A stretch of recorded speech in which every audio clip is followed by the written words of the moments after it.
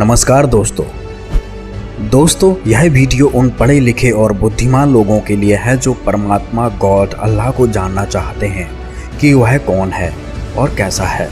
फिर यह लोग बुद्धिमान होने के नाते यह भी जानना चाहते हैं कि भगवान या अल्लाह को किसने देखा है। इन चुनिंदा लोगों की एक खास बात और है कि ये प्रमाण भी देखना चाहते हैं। ये सुनी सुनाई बातों पर विश्वास नहीं करते।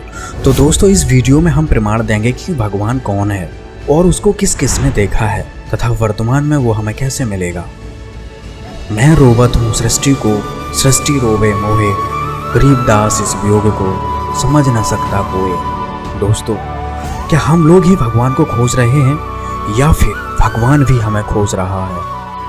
यह बात आश्चर्यजनक जरूर है, लेकिन वह समर्थ परमात्मा ऐसा भी करते हैं ताकि संसार में परमात्मा के प्रति आस्था जीवित रहे।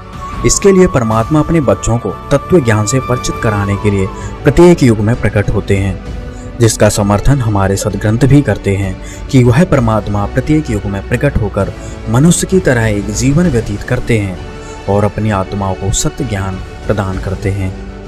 सतयुग में सत सुकृत कह टेरा, त्रेता नाम मुनिंद्र मेरा, द्वापर में करुणा मैं कहाया, कलयुग नाम कबीर धराया।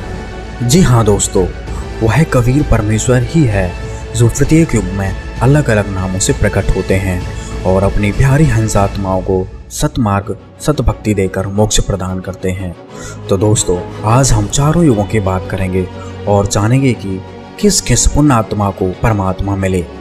सबसे पहले बात करते हैं सतयुग की। सतयुग में परमात्मा सत सुकृत नाम से आए थे और सबसे पहले ब्रह्मा जी से मिले।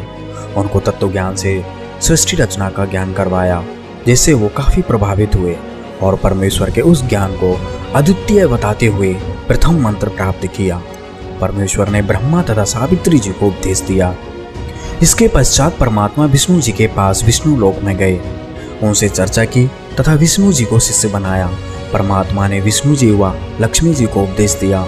इसके बाद परमात्मा शिव जी के पास शिवलोक में गए तथा शिव जी व पार्वती जी को नाम उपदेश दिया। वैसे तो सतयुग में मनु महर्षि जी को भी कबीर परमेश्वर मिले थे। कबीर परमेश्वर उस समय सत सुकृत नाम से प्रकट हुए थे। अपने तत्व ज्ञान से मनु जी को परिचित करवाया था, लेकिन उन्होंने परमेश्वर के ज्ञान को सत्य न मानकर अपने द्वारा की जा रही भक्ति को ही श्रेष्ठ माना। दोस्तों, सतयुग के बाद अब बात करते हैं त्रेता युग की। त्रेता युग में कबीर परमेश्वर ऋषि मुनींद्र के नाम से प्रकट हुए थे। दोस्तों, रामायण में नल नील का नाम तो आपने सुना ही होगा। ये दोनों मौसेरे भाई थे और दोनों ही शारीरिक व मानसिक रोग से दुखी थे। परमात्मा ने उनको आशीर्वाद मात्र से ठीक करके और सत्य ज्ञान को उपदेश देकर अपनी शरण में लिया। इस युग में परमात्मा लंका में रहने वाले चंद्र विजय भाट व उनकी पत्नी कर्मवती को भी मिले और उसके बाद रावण की पत्नी मंदोदरी जी और भाई विभीषण को ज्ञान समझाया। यही कारण था कि राक्षसों की नगरी में होने के बावजूद भी ये धर्म का पालन करने वाले थे, किंतु रावण अभिमानी था, जिस कारण उसने किसी की ना सुनी और अपना सर्वनाश करवाया। मुनींद्र ऋषि जी के रूप में परमात्मा हनुमान जी को भी मिले थे। जब उन्होंने सीता जी द्वारा दी गई सच्चे मोतियों की माला को यह कहकर तोड़ दिया कि इसमें राम का नाम नहीं है, जब सीता जी के कटु वचन कहने पर हनुमान जी ने अपना सीना चीरकर अपने अंदर लिखे राम नाम को दिखाकर अयोध्या को त्याग दिया था। उसके पश्चात मुनींद्र ऋषि रूप में परमात्मा ने हनुमान जी को समझाया कि जिस रामचंद्र जी की आप भक्ति करते हो वह परमेश्वर नहीं है। मुनींद्र जी ने कहा कि मैं ही पूर्ण परमात्मा हूँ। तब हनुमान जी ने सत्य ज्ञान को स्वीकार किया। इसका प्रमाण पवित्र कबीर सागर के हनुमान बोध में है। अब बात करते हैं दोस्तों द्वापर युग की। दोस्तों, त्रेता के बाद द्वापर युग आता है, जिसमें परमेश्वर कबीर जी करुणामय नाम से प्रकट हुए थे। उस समय एक वाल्मीकि जाति में उत्पन्न भक्त सुदर्शन सुपच उनके शिष्य हुए थे। इन्हीं सुदर्शन जी ने पांडवों के यज्ञ को सफल किया था, जो ना तो श्री कृष्ण जी के भोजन करने से सफल हुई और ना ही 33 करोड़ देवताओं, 88,000 ऋषियों आदि के भोजन खाने से सफल हुई थी। इस युग में परमेश्वर ने राजा चंद्र विजय और उनकी पत्नी इंद्रमती को भी सच्चा ज्ञान समझाया था, जिससे उनका भी कल्याण हुआ। दर्शकों, अब हम बात करते हैं कलयुग की। आज से ठीक 623 वर्ष पहले पूर्ण परमात्मा अपने वास्तविक कबीर देव नाम से प्रकट हुए। तथा काशी में नीरू नीमा नामक एक निसंतान दंपति को लहरतारा तालाब में कमल के फूल पर मिले। परमेश्वर कबीर जी ने रामानंद जी का शिष्य बनकर उनका उद्धार किया। स्वामी रामानंद जी अपने समय के सुप्रसिद्ध विद्वान कहे जाते थे। परमेश्वर कबीर साहब जी ने उन्हें यथार्थता से परिचित करवाकर सतलोक के दर्शन कराए। उस समय गोरखनाथ जी ने भी कबीर साहब जी के साथ ज्ञान गोष्ठी की, फिर सिद्धियों के बल पर परमात्मा जी की परीक्षा ली, जिसके बाद गोरखनाथ जी को विश्वास हो गया कि यह पूर्ण परमात्मा है, यह उनका अवतार है। अंततः परमेश्वर कबीर जी से सतनाम लेकर भक्ति की तथा सिद्धियां प्राप्त करने वाली साधना को त्याग दिया। सिख धर्म के प्रवक्ता श्री नानक देव जी को भी पूर्ण परमात्मा कबीर साहब जी मिले। गुरु नानक देव जी को परमात्मा वेई नदी पर मिले। उनसे काफी देर तक ज्ञान चर्चा करने के बाद उन्हें सतलोक का दर्शन कराया तथा 3 दिन तक सतलोक की सैर करवाकर सत्य ज्ञान से परिचित करवाकर वापस छोड़ा। इसके अलावा गरीबदास जी महाराज जी को भी पूर्ण परमात्मा 10 वर्ष की आयु में जिंदा महात्मा के रूप में मिले थे। उन्हें सतलोक सचखंड दिखाकर अपने अद्वितीय ज्ञान से अवगत कराया तथा अपनी महिमा की वाणी पुनः प्रकट करवाई।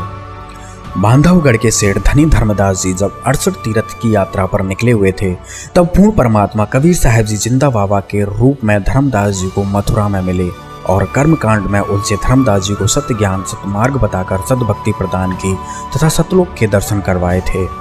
संत दादू दयाल जी जब 7 वर्ष के थे, तब भी परमेश्वर कबीर जी सशरीर प्रकट होकर उस पुण्य आत्मा को ज्ञान समझाया और अपनी शरण में लिया और उनको भी अन्य पुण्यात्माओं की तरह परमेश्वर कबीर जी ने 3 दिन सतलोक दिखाया।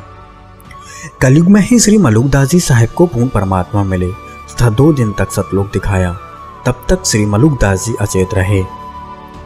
बलक बुखारे के बादशाह इब्राहिम सुल्तान अधम को कबीर परमेश्वर मिले और उनका राजपाट छुड़वाकर भक्ति प्रदान करके उनका कल्याण किया। मुसलमान धर्म के प्रवर्तक हजरत मोहम्मद जी को भी परमात्मा कबीर देव जिंदा महात्मा के रूप में मिले और उनको सतलोक लेकर गए, लेकिन उनकी रुचि वहां नहीं हुई।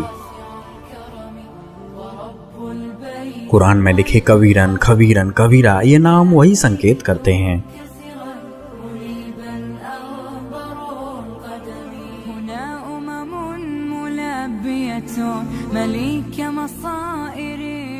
राजस्थान के समराथल धौरा नामक स्थान पर परमेश्वर कबीर जी आदरणीय जंबेश्वर जी को मिले, उनको सतलोक की महिमा सुनाई तथा भक्ति मार्ग देकर कल्याण किया।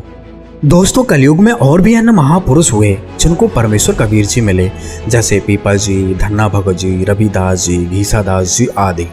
तो दोस्तों, इस वीडियो को देखकर आपको पता चल ही गया होगा कि किस प्रकार परमात्मा प्रत्येक युग में हमारे लिए, हम जीवों के उद्धार के लिए प्रकट होते हैं। वे हमारे परमपिता हैं और हमें सच्चा ज्ञान व भक्ति देकर पुनः उस सुखमय स्थल पर लेकर जाना चाहते हैं जहां से हम गलती करके यहाँ काल लोक में आ गए हैं। दोस्तों, इन सभी महापुरुषों को परमेश्वर कबीर जी मिले तथा सतलोक दिखाकर वापस छोड़ा, जिसके बाद उन्होंने परमेश्वर कबीर जी के वचन पर डटकर भक्ति की। अतः आप सभी से हमारा निवेदन है कि वर्तमान में पूर्ण परमात्मा कबीर साहब जी के अवतार रूप में संत रामपाल जी महाराज जी आए हुए हैं और वही सत्य ज्ञान जो कबीर साहब जी ने बताया, वही ज्ञान संत रामपाल जी महाराज बता रहे हैं। प्रभु प्रेमी आत्मा इस ज्ञान को स्वीकार करें। मानव जाति के लिए संत रामपाल जी महाराज द्वारा दिया गया ज्ञान अनमोल खजाना है। अभी तक हमने जिन भी महापुरुषों के नाम बताए, उन सभी महापुरुषों की वाणी में कबीर परमात्मा की महिमा का विस्तार से वर्णन किया गया है, लेकिन वर्तमान में पूर्ण परमात्मा की सही जानकारी केवल संत रामपाल जी महाराज जी ने जनसाधारण को बताया है। कुछ धर्म के स्वार्थी लोगों ने परमात्मा की इन वाणियों को कि कबीर ही परमात्मा है और परमात्मा किन किन लोगों को मिले, इन सभी वाणियों को छिपा कर रखा। तो आप सभी से निवेदन है, इस सारे तत्व ज्ञान को विस्तार से जानने के लिए संत रामपाल जी महाराज जी के मंगल प्रवचन अवश्य सुने। दोस्तों, इस पूरी वीडियो को देखने के लिए आपका बहुत बहुत धन्यवाद। अंत में परमात्मा कबीर साहब जी की एक वाणी के साथ इस वीडियो का समापन करते हैं। कबीर परमेश्वर ने कहा है, कबीर जो जन हमारी शरण है, ताका हूँ मैं दास, गैल गैल लाग्या फिरूं, जब तक धरती आकाश। धन्यवाद।